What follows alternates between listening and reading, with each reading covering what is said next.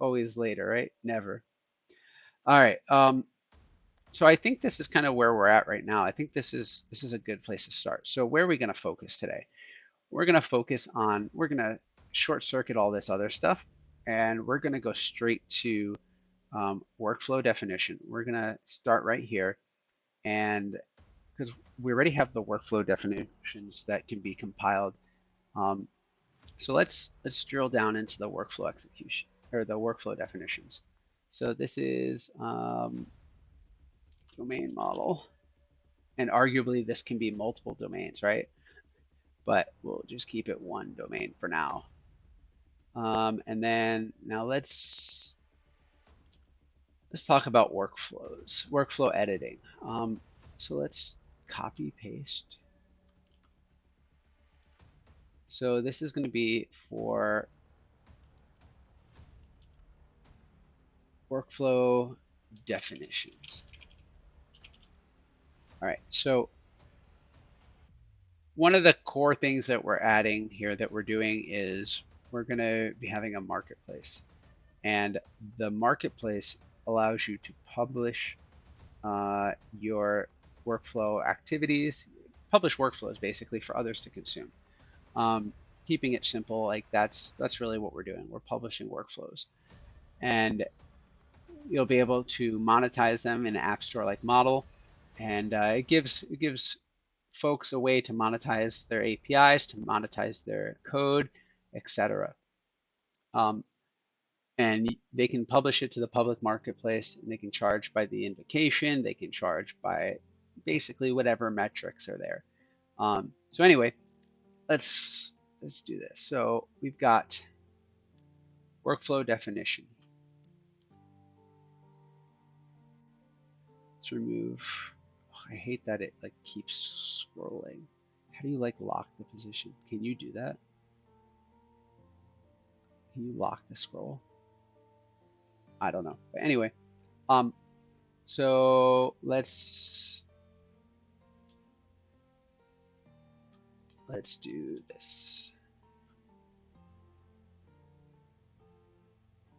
Why is that not looking like it's supposed to? Oh, all right. All right, so workflow version, workflow execution. We remove that. So we said a workflow definition has workflow versions. Technically, you're editing a version, right? And what does a version have? A version has, let's see, how do we do this? So let's do a workflow definition. String name, string description. So this is like a pointer to a version. Version workflow version ID. And then, yeah, so we've got the workflow version ID that this points to. So the workflow definition is your current version. I guess it's kind of how you can see it in the UI in a way.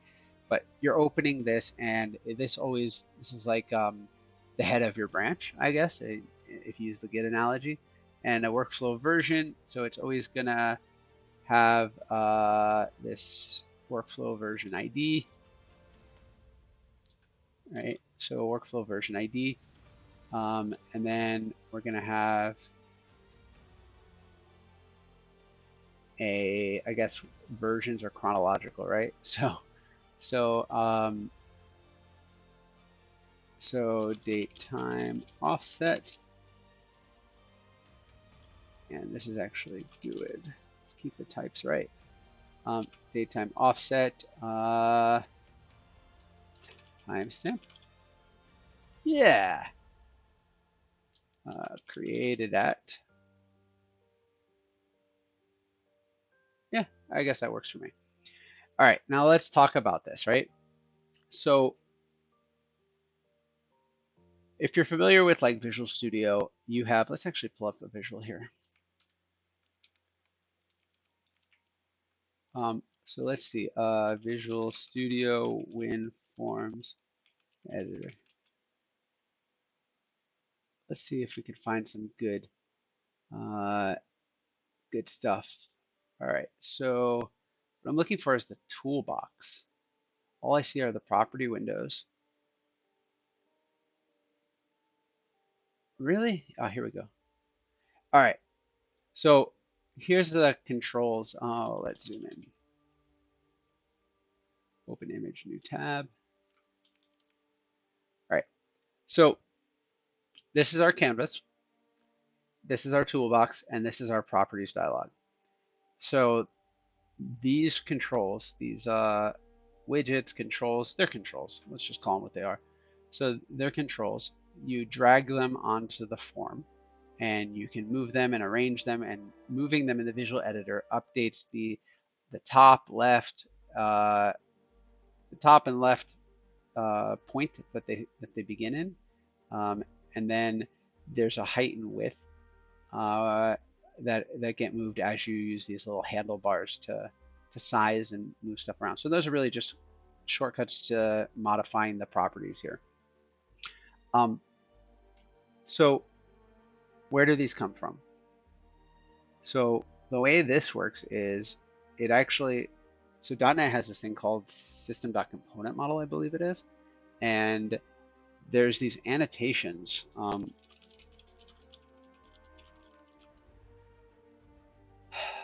Let's see, system component model. It's been so long for me. Yeah, here. Provides classes that are used to implement the runtime and design time behavior of components and controls. This namespace includes the base classes interface for implementing attributes and type converters, binding to data sources, and licensing components. So let's see. Let's see if we can find some stuff. Oh, this has changed since I've looked at it. It's gotten like better, right? Anyway, the idea here is that, so here's one. Like here's a display name attribute. Specifies the display name for a property, event, or public void method which takes no arguments. So I guess that's, what it would be displayed as. I don't know. It's been so long. Let's see. When would you use this, right? Oh yeah, here. Like here's display name. This is how it would be displayed. That's actually pretty cool. And then description. This describes it, etc. So hovering over one of these would show that description. These names are like display names, kind of. I don't know if the classes are right, the attributes are right or whatever for what I'm describing here, but basically these components are distributable on their own. You can make your own and they'll show up in the control list, and you can basically do that. It's an extensible model. So think of that as what we're doing here, right? So when you drag an activity such as call web service or switch statement or format string or for each or something, some kind of loop, right? So when you do that, you're dragging a component onto your canvas, right? It represents a thing to do in the workflow, whether it's an activity. A workflow definition has many workflow fragments.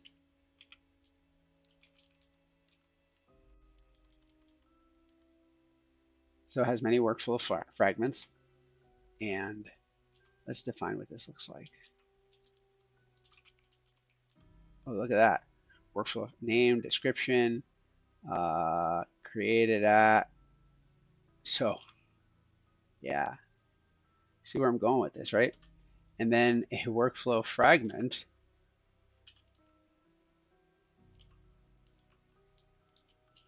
has many versions because these are version 2, they're components, right? And let's just put this as the same. Workflow workflow fragment version. And that's cool. All right. And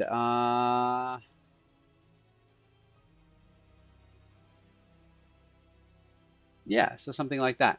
So a workflow version has the definition, right? So I'm just going to do this for simplicity's sake. I'm just going to do, oh, I've been writing too much Go. Workflow fragment ID.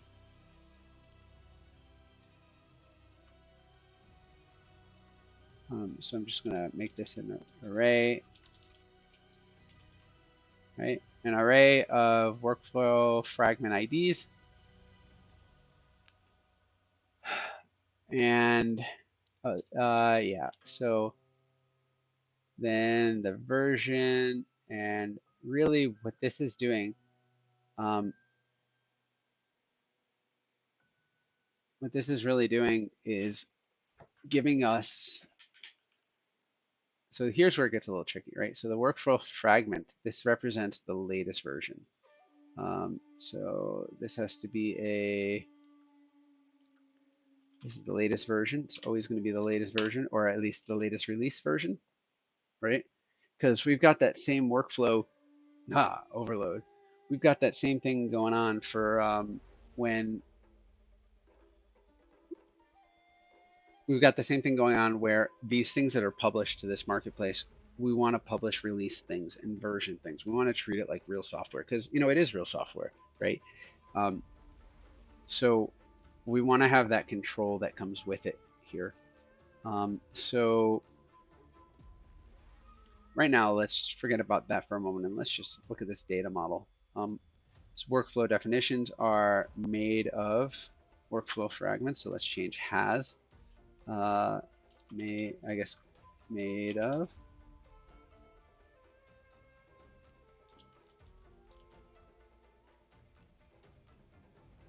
All right, made of. And then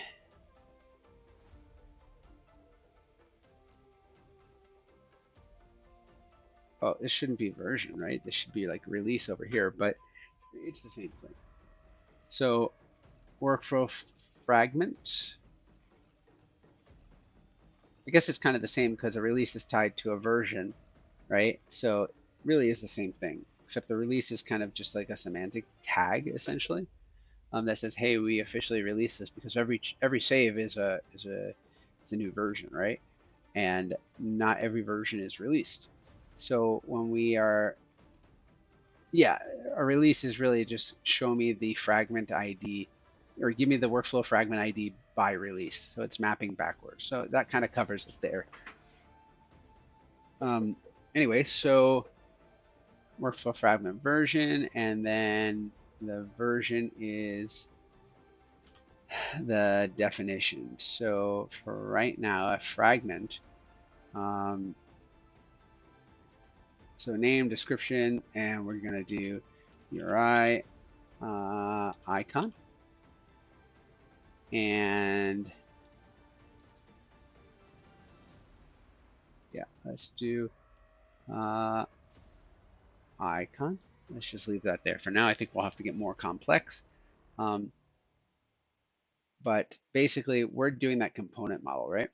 So workflow can show up in your toolbox as a component.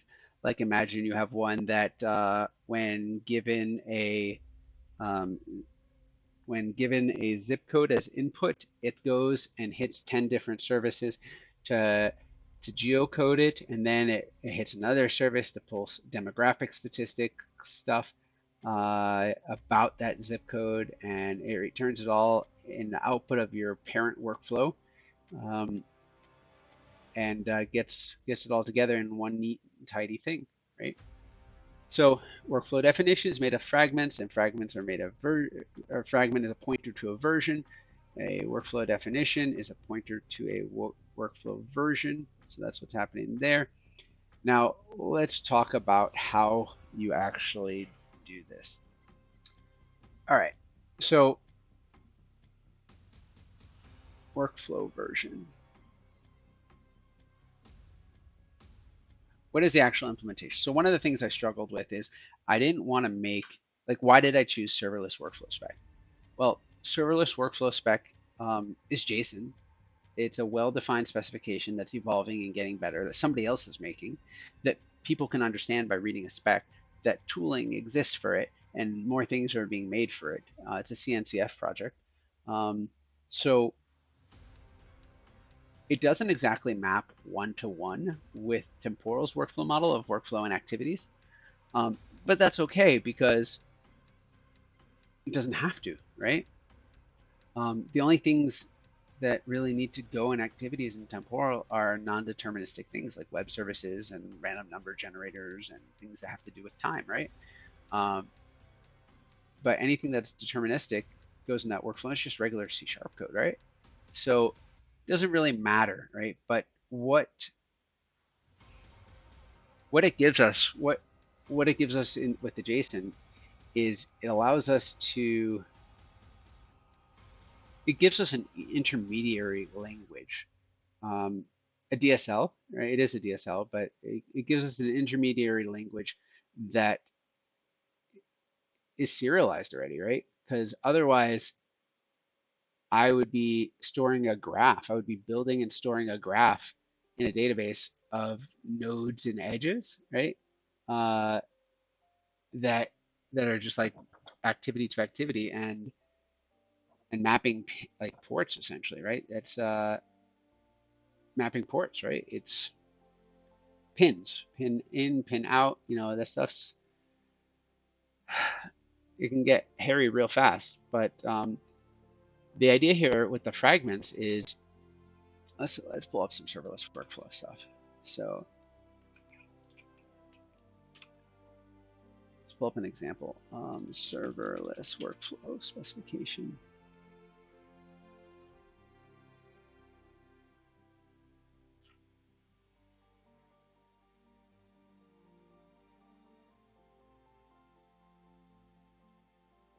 Um,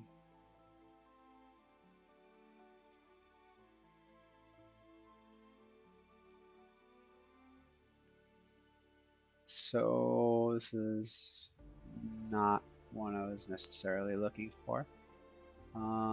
Let's choose another one.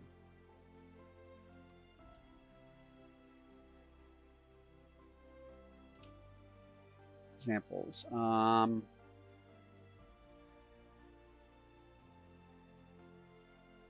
Sure. Let's look at this one here.